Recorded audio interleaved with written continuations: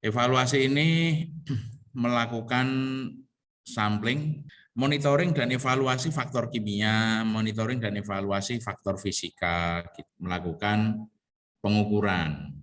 Kalau pengukuran otomatis tidak seluruhnya diukurkan, perlu dibuat sampel atau perwakilan. Yang penting itu jangan sampai loss daripada metode. Yang pertama, metode itu harus up to date. Ini adalah metode terbaru. Jadi yang lama itu 167054/2004, sekarang diganti 7062/2019. Yang membedakan adalah cara mengukurnya. Jumlah titik pengukuran dihitung dengan mempertimbangkan satu titik pengukuran mewakili area 3 meter persegi. Coba dibandingkan sama yang lama, ini caranya seperti ini. Ini perbedaannya. Perbedaannya cara menghitung luas. Kalau yang dulu itu kan 10 meter, 30 meter, lebih dari itu gitu kan, diambil berapa gitu kan ya. Kalau ini enggak, ini terukur seperti ini. Kurang dari 50 meter diambil di diagonal-diagonal ini, di mana diagonal ini didapat dengan cara menghitung 3 meter persegi. Jadi titik samplingnya itu adalah merupakan titik temu dua diagonal bagian ruangan yang luasnya kurang dari 3 meter persegi. Ini untuk dengan luas 25 meter persegi. Kalau yang dulu kan minimal kan 10 meter persegi kan. Terus ini yang beda ini cara menentukan titik-titiknya. Jadi Mbak Eka tadi sudah benar. Jadi ya termasuk salah satunya adalah menentukan titik. Lah menentukan titik itu bagaimana?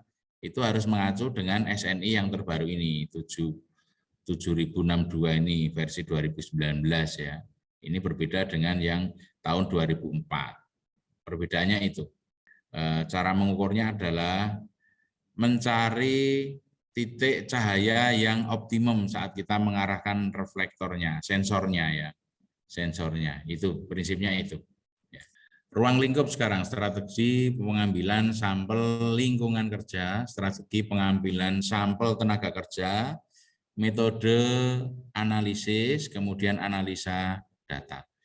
Itu strategi pengambilan sampel tenaga kerja adalah kalau strategi pengambilan sampel lingkungan kerja itu kita memonitoring lingkungan kerjanya. Tapi kalau strategi pengambilan sampel tenaga kerja adalah pengaruh polutan, baik itu faktor fisik ya, itu pada tenaga kerjanya. Contohnya, waktu pas kebisingan pernahkah mendengar noise dosimeter? Kalau untuk mengukur pada tenaga kerjanya itu namanya noise dosimeter. Jadi tenaga kerjanya tersebut ditempeli alat semacam sound level meter tapi ukurannya sangat kecil dan ringan sehingga tidak memberatkan atau tidak mengganggu kinerja tenaga kerja. Jadi ditempelkan di sekitar area, kalau noise dosimeter area pendengaran. Jadi dijepit di mana? Di kerah baju, kemudian dia berupa sensor, nanti ada yang modern itu nanti dia mengirim sinyal ke monitor noise dosimeter itu. Itu satu monitor bisa mempunyai sensor 8 yang bisa dibagikan ke tenaga kerja. Jadi nanti sensor 1 sampai 8 akan termonitor di alatnya itu. Dia ditempel selama jam kerja. Ya. Setelah selama jam kerja, nanti ketemu dosisnya yang diterima oleh tenaga kerja. Demikian juga dengan iklim kerja tadi, ISBB. Jadi di situ kan ada termometer globe, ada termometer basah, ada termometer kering, terus nanti dihitung ISBB-nya, dihitung kelembabannya, dan sebagainya. Nah, itu untuk mengukur di lingkungan kerja.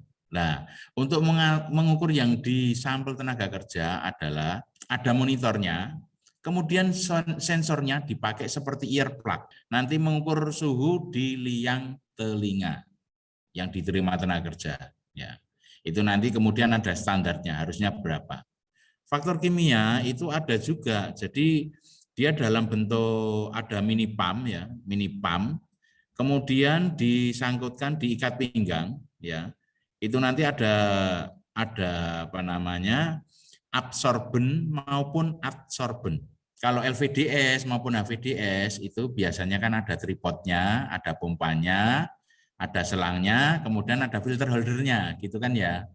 Tapi kalau Iya, untuk yang Pak. dipasang di tenaga kerja, namanya PDS, Personal Dash Sampler. Ada holdernya, ada selangnya, pompanya cuman mini pump yang berisi holder, berisi filter, itu tidak ditaruh di tripod, tapi ditaruh di breathing zone tenaga kerja. Breathing zone itu di mana? Ya, sekitar area pernafasan ya. Kemudian dihubungkan dengan selang, selangnya dihubungkan dengan mini pumpnya itu disangkutkan di ikat pinggang. Cuman yang berbeda adalah flow-nya. Lagi-lagi yang berbeda adalah metodenya. Jadi kalau pakai LVDS metodenya beda, dengan LVDS metodenya berbeda, dengan PDS metodenya berbeda. Misalnya di Mebler ya, pembuatan mebel-mebel ekspor itu ya, itu dia kan sampai VNC menggunakan bahan-bahan kimia mengandung formaldehid. Maka disamplinglah dengan sampling formaldehid. Caranya sama, cuman bedanya di PDS-nya tadi, di mini pump-nya tadi, itu ada namanya imbinger yang berisi penangkap, yang berisi absorben ya, larutan penyerap untuk menyerap polutan itu kemudian dianalisis di laboratorium. Bedanya seperti itu. Jadi strategi pengambilan sampel adalah mengambil sampel pada tenaga kerja untuk mengetahui paparan, seberapa besar paparan polutan tersebut kepada tenaga kerja. Terus ada metode analisis. Metode analisis tadi sudah saya sampaikan, ada HVDS, LVDS, kemudian tadi ada SNI ya, SNI yang saya sampaikan tadi, dan seterusnya. Kemudian ada analisa data. Menganalisa data ini, data-data dianalisa, kemudian dibandingkan dengan baik NAB maupun standar-standar yang lain. Ini prinsip-prinsipnya industrial hygiene proses. Di sini ada flowchart ya, ada area recognition, evaluation, dan kontrol pengendalian. Kemudian ini ada fungsional inputnya di manufaktur. Disampaikan ini ada evaluation, itu termasuk mengevaluasi itu medical exam. Seperti tadi yang disampaikan ada audiometri, terus kemudian ngambil sampel darah, medical exam, ada biologi monitoring, ada environment monitoring, biologi monitoring, itu tadi contohnya biologi monitoring itu ya seperti spirometri, audiometri, kandungan merkuri dalam darah, kandungan logam dalam darah, kandungan NO2 dalam darah, CO dalam darah, dan seterusnya. Jadi kalau debu, biologi monitoringnya itu adalah spirometri seperti itu. Kalau kebisingan itu dengan cara audiometri. Terus tadi ada efek-efek dari misalnya suatu bahan kimia ya, suatu bahan kimia logam gitu, nanti ada monitoring logam dalam darah, monitoring benzen misalnya, dari monitoring lingkungan kerjanya itu terdapat benzen ya, kita ukur nanti alatnya itu pengujian pakai adsorben ya, nanti analisisnya pakai namanya gas kromatografi. Nah, itu nanti ini namanya monitoring lingkungan kerjanya lah. Untuk biologi monitoringnya dengan apa? Pengambilan darah ataupun urin. Nah, tergantung metode analisisnya tadi. Ngukurnya bareng-bareng atau sendiri-sendiri. Boleh bareng, boleh sendiri-sendiri. Kadang lihat situasi, maksudnya seperti ini. Kadang kekurangan tenaga, sehingga fokus ke lingkungan kerjanya dulu. Atau langsung bareng-bareng. Atau dilihat kasusnya. Sepertinya ini ada pengendalian baru, contohnya LEV, ada environment control, ada product safety, ada training, ada manufacturing, ada engineering. Nah, ini termasuk yang engineering, local exhaust ventilation. Maka setelah pemasangan local exhaust ventilation, ini diharapkan adalah memonitoring dengan tadi LVDS tadi. Kalau hasilnya tenaga kerja ternyata nggak bagus, itu kan setiap tahun kan ada ya namanya pemeriksaan kesehatan berkala ya, maka perlu ditindaklanjuti dengan tadi personal dash sampler. Sekarang ini ada contoh kasus. Nah, ini ada exposure limit, ada exposure profile, kemudian ada NAB. TWA itu NAB, nilai ambang batas. Nilai ambang batas selama 8 jam kerja. Jadi kalau ada exposure limit itu adalah sudah batasan paling atas atau namanya bahasa Inggrisnya itu ceiling. Kalau di Permen 5 itu kadar tertinggi yang diperkenankan, KTD. Tapi ini adalah cara menguji tadi bahaya biologi.